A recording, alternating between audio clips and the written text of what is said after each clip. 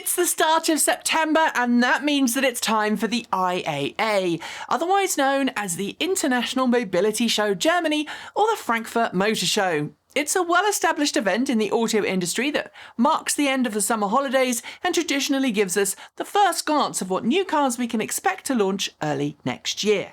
And it is usually... One second. Hello? Yeah, this is she. Yeah, I'm doing the show right now on IAA.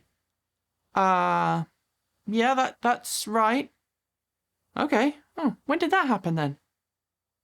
During COVID. Right. Munich, you say? Okay. Yeah, I'll let them know. Okay. Bye. So apparently the IAA is no longer the Frankfurt Motor Show, it's moved to Munich, and so now I guess we should call it the Munich Motor Show, but since nobody knows what that is, let's stick to IAA Mobility 2021 for now, which is kind of ironic because most English language journalists tended to call the IAA the Frankfurt Motor Show. Good times. Anyway, as is usually the case, the IAA is jam-packed with a huge number of new vehicle launches and concept car debuts, and with Europe pushing really hard for a fully electric or at least fully zero tailpipe emission future, this year has more launches and reveals than I think we have ever seen before.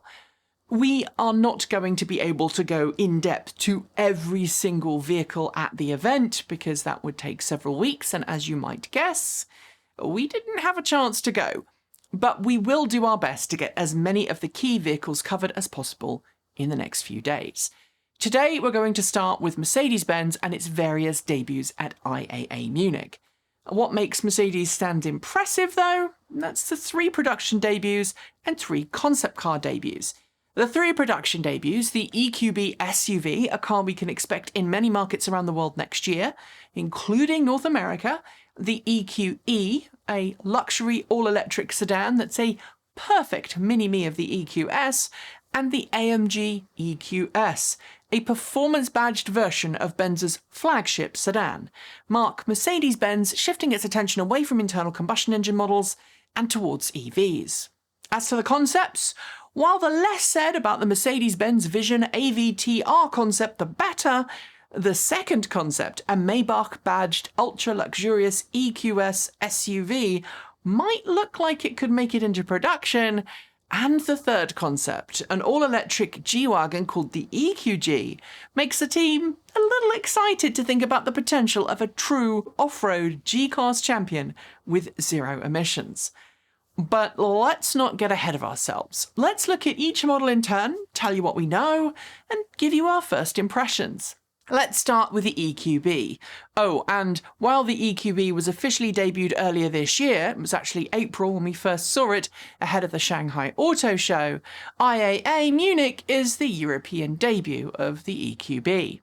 In China, where the EQB first debuted earlier this year, it will be offered as a 7-seat electric SUV under the EQB 250 nameplate. It will have a front-wheel drivetrain and a 140 kilowatt motor. But in Europe and North America, there will be 2 options offered. The EQB 300 4MATIC, an all-wheel drive variant with 168 kilowatt motor, and the EQB 350 4MATIC with an all-wheel drivetrain producing around 215 kilowatts. There's also rumour of an AMG variant, which of course will top the range as the most sporty and quickest EQB out there. All models will come with a 66.5 kilowatt-hour usable battery pack, capable of offering up to 419 kilometers, 260 miles on the WLTP test cycle. This translates, I'm going to guess, to around 374 kilometers on the EPA test cycle, which is around 232 miles. And yes, you did hear me right earlier. The EQB is already confirmed for a North American launch next year. Inside, the EQB features a very similar interior to the current GLB SUV, which it is based upon, with a similar load carrying and cargo capability. For the North American market, dual-zone climate control, 64-colour ambient lighting, and a power liftgate will be standard fit items, while both models will be available with either 5 or 7 seats. The rearmost row, designed for those under 5 foot 4 inches in height. Obviously, the 3-row version will have slightly less cargo carrying capability due to those retractable third-row seats. When it comes to charging, the EQB will come with an 11 kilowatt onboard AC charger and will be capable of charging at up to 100 kilowatts from a compatible CCS charging station.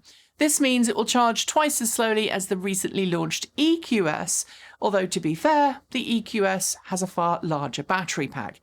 So that's a little apples to oranges. A 10 to 80% rapid charging session, according to Benz, in the EQB will be about 30 minutes in optimum conditions. As to pricing, well, we don't have pricing yet, but we're thinking mid-50s to upper 60s would be a good target for the US market because anything higher would make it thoroughly uncompetitive. Next, let's look at the EQE.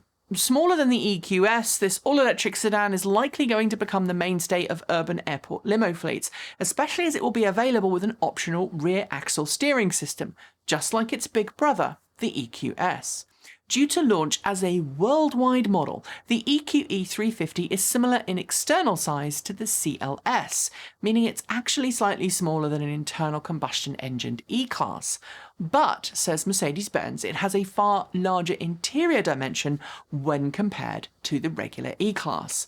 Like the EQS, the EQE is built on the same modular platform, which is one of the reasons it has a cavernous interior and a larger boot capacity, 430 litres or 15.1 cubic feet, when compared to an internal combustion E-Class.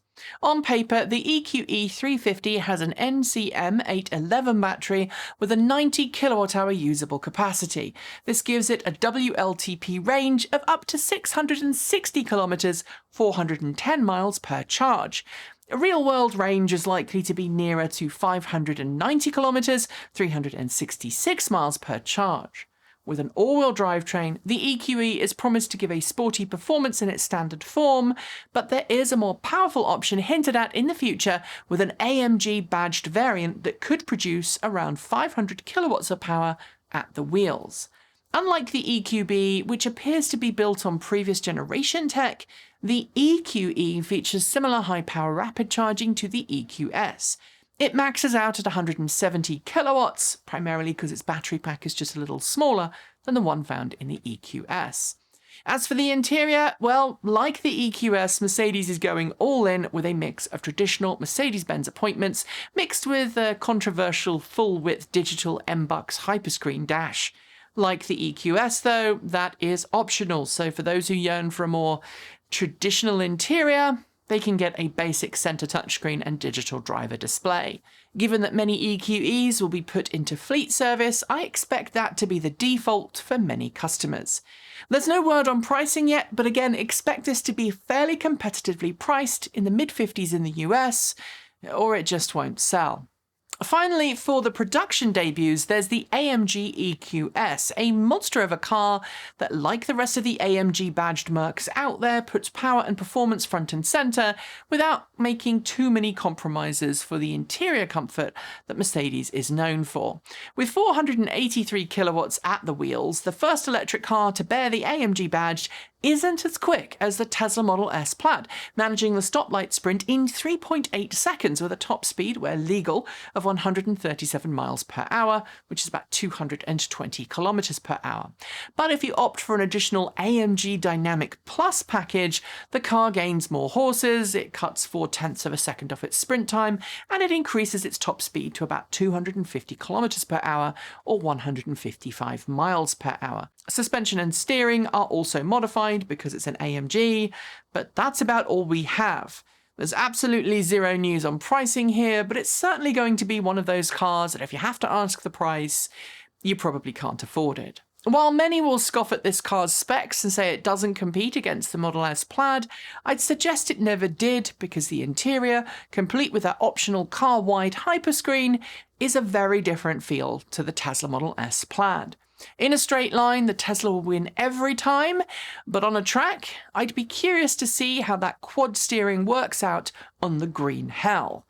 No, if I had to put this car head-to-head with something else, it'd more likely be the Lucid Air sedan performance.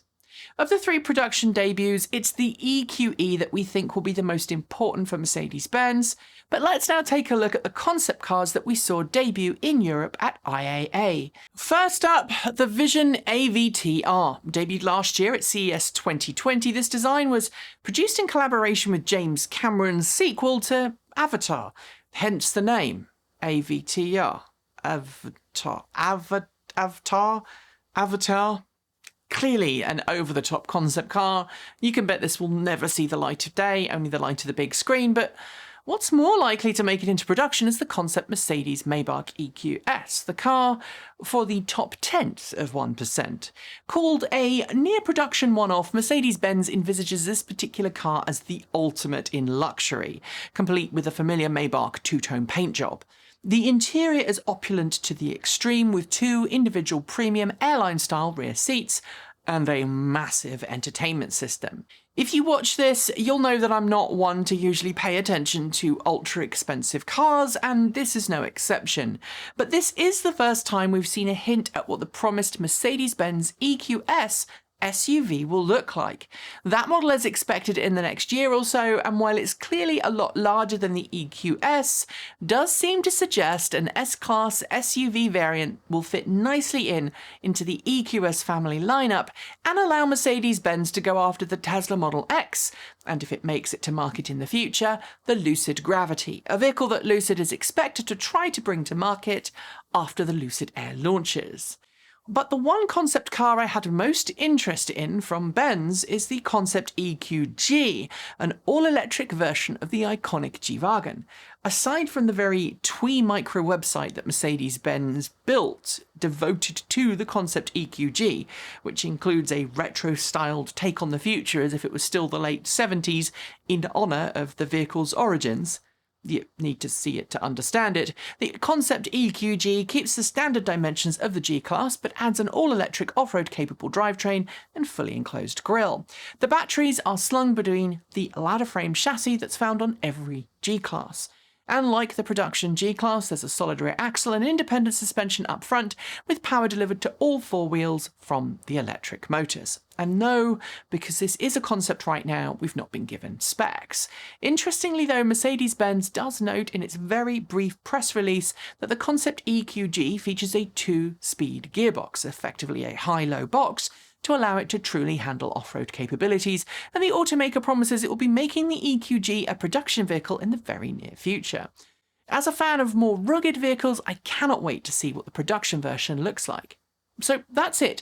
3 production cars and 3 concepts. Mercedes-Benz has managed to go from really not wanting to make any plug-in models at all to going all in a very short time frame, and while it still intends to produce internal combustion engine vehicles for a number of years, I think its electric offerings fit squarely into what it expects its customers demand from an electric vehicle. The EQB is maybe a bit of an outlier here, but it is at the lower end of the Mercedes-Benz family, where long range and rapid charging are less of a concern. So would I buy one? Well, no. But then I am not a luxury car fan. I think cars are tools first and foremost. But then I'm also not your stereotypical Benz customer, so I guess we're all good here. In fact, the only Mercedes I've ever owned was a Smart for 2, but I will save my reaction to Smart's Munich concept city car for another video, because, yeah.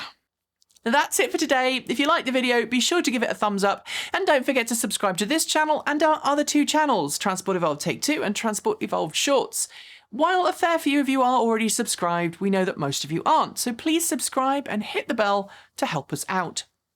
Let us know below what you thought of the video, and if you're not someone who likes the comment section, then why not take it to our Discord server? It is free, and we will leave the link below.